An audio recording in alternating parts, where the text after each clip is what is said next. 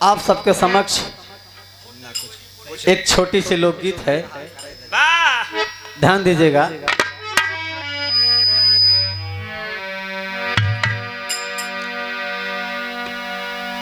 एक तर्ज लगा था मास्टर,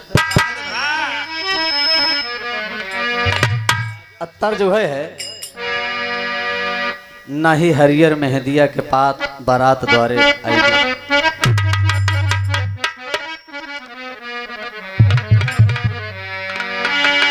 अरे तनाही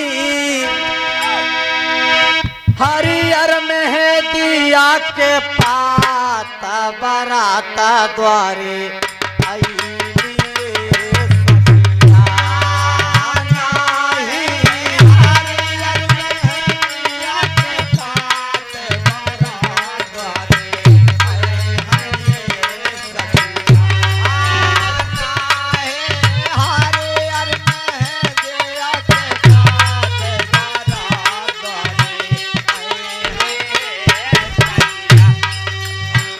ये तो तर्ज का ओरिजिनल भाव रहा।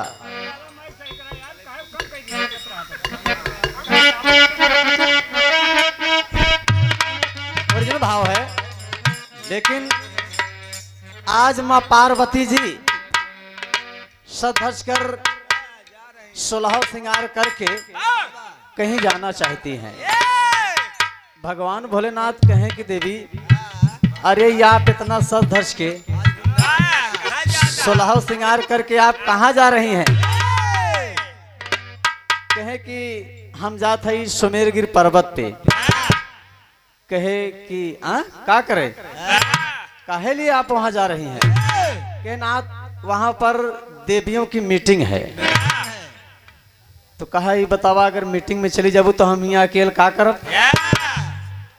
कहे नाथ लेकिन उस देवी मीटिंग में देवियों को श्राप है कि कोई अगर पुरुष जाएगा तो गर्भवती नारी हो जाएगा। भगवान भोलेनाथ कहें कि देवी चाहे जौन हो हम तोहरे बगैर ही अकेल रही न पाओ। तो कहते क्या है मास्टर?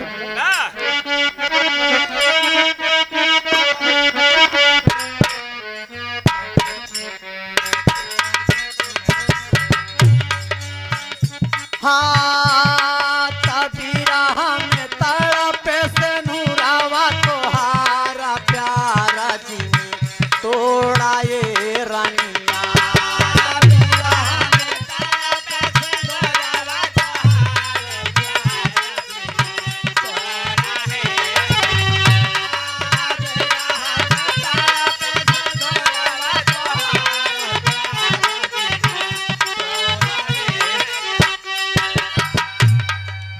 ये बाबूजी भगवान भोलेनाथ मां पार्वती जी से कहते हैं कि आपके विरह में आपका सिंदूर तड़प रहा है पिए। और कहती क्या है? कहना है हाँ हो के लाचार साथी रसिया के अपने लिहली भावा रावा बना।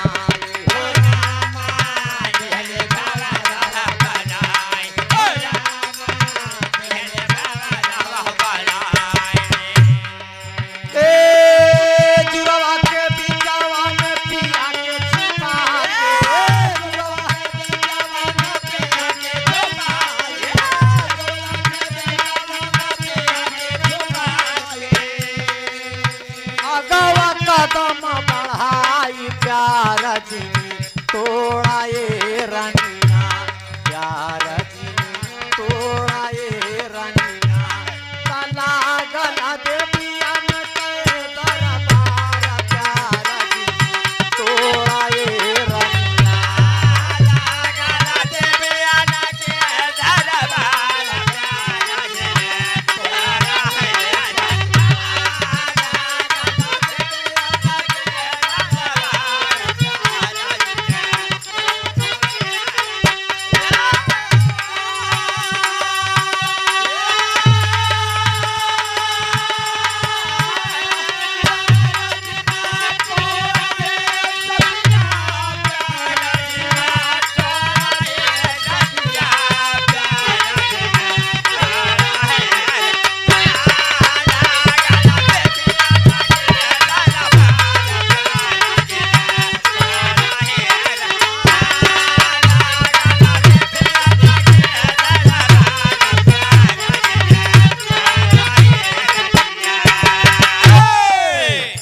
भगवान भोलेनाथ माँ पार्वती से कहे कि कुछ भी हो हम तोहरे बगैर यहाँ अकेले रह न पाऊँ। माँ पार्वती जी लाचार होकर के भगवान भोलेनाथ को भंवरा बना करके अपने ही जूरा में छिपा करके लेकर के चल दिया। जब चल दिया तो सुमेरगिर पर्वत पर पहुंच गई बाबूजी। संतो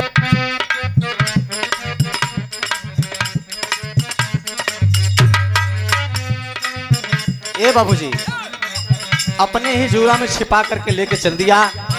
और जब सुमेरगिर पर्वत पर पहुंचती हैं तो एक एक से सुंदर सुंदर देवियां आई हैं बाबूजी। एक से सुंदर सुंदर देवियां जब देवियन का भगवान भोलेनाथ देखे तो वही जूरा में से लागे कुल बुलाए,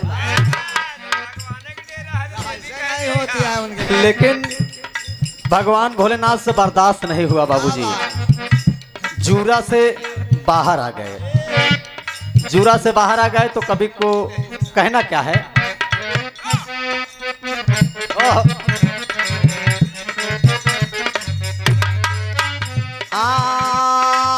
काहू के गानन काहू के बोलन काहू के गलावा के चूम हो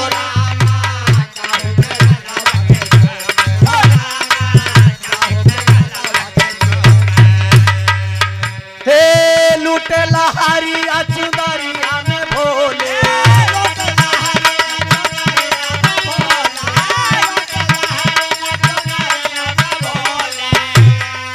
मस्ती मदन मन झूम प्यारा जी तोड़ा ये रंगा प्यारा जी तोड़ा ये रंगा तला गला देविया न कहे दरबार प्यारा जी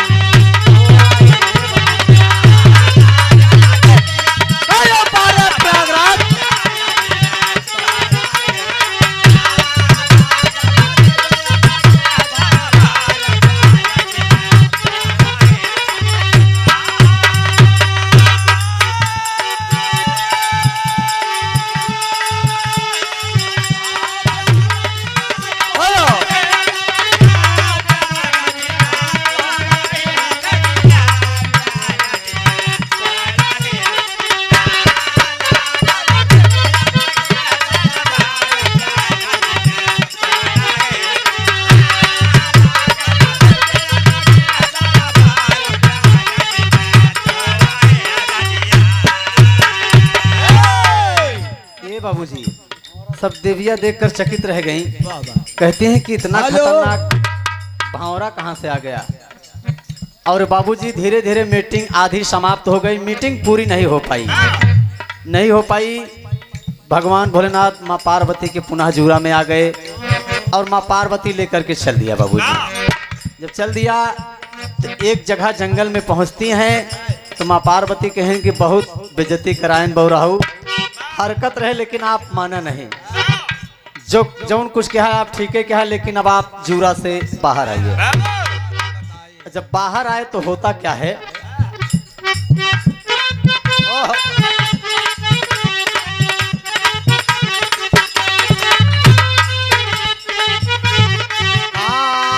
नाजुक कली कच नारा हसीना गिरजा के बनल सजनवा हो रहा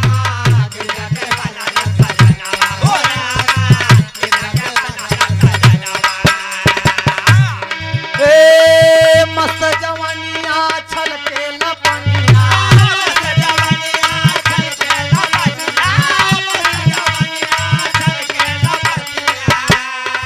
पेटवा में ला गए वो जान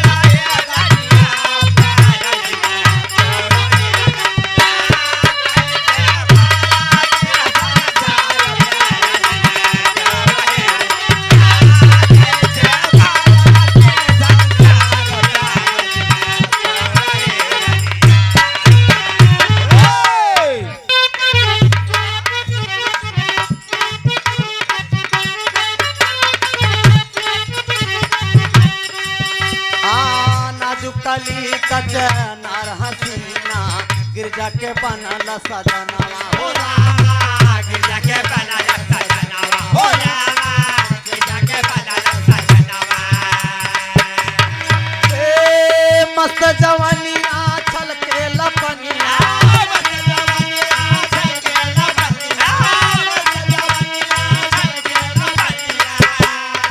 पेटवा में लागे वो जनवा प्यार जिनी तोड़ा ये रनिया प्यार जिनी तोड़ा ये रनिया तो कैसे माया के संसार प्यार जिनी तोड़ा ये रनिया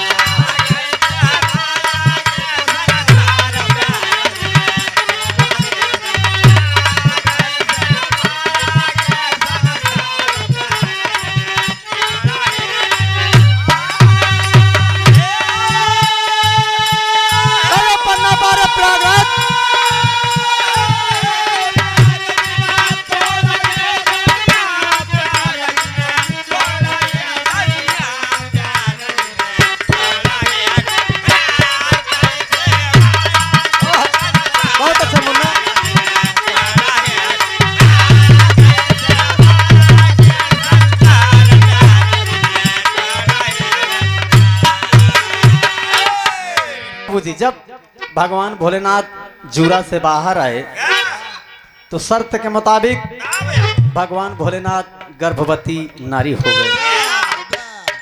माँ पार्वती से कहें माँ पार्वती कहें कि नाथ चलिए कैलाश पर्वत पर कहे कि ना ना ना कैलाश पर्वत पर ना जाओ कहे काहे कहे जब तक 9 महीना पूरा ना होई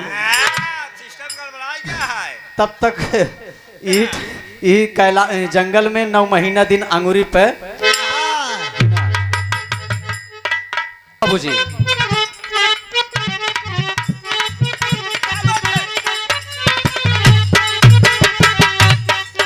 जब होता क्या है हाँ पितला सपनावा 9 महीनावा गिरजा के कुहू कैला लानावा हो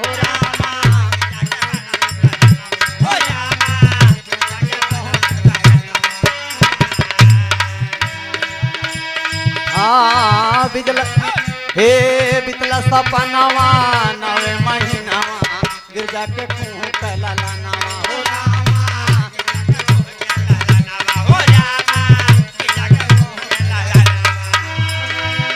ये बाबूजी समय पूरा हुआ और गौर कीजिएगा यहीं पर भगवान भोलेनाथ अर्धनारेश्वर का रूप धारण किए थे बाबूजी। आधा शरीर स्त्री का और आधा शरीर पुरुष का। और समय हुआ एक बालक उत्पत्ति हुई जिसका छोड़कर जंगल में चले गए। एक से भगवान विष्णु जी और माँ लक्ष्मी जी आ रही हैं तो जंगल में बच्चे की आवाज़ सुना तो बाबूजी माई का करेजवा कितना कोमल होता आप सब जनबई करत है। दौड़ के उठा ली कि नाथ जो बच्चा है और उसी का नाम नारद रखा गया बाबूजी। तो अगले और अंतिम भाव में कहना है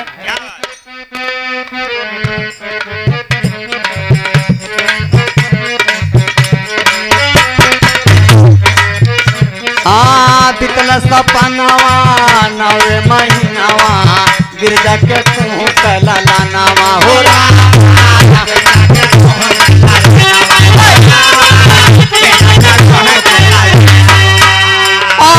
जुल्मी सितारावा बजती न लोकावा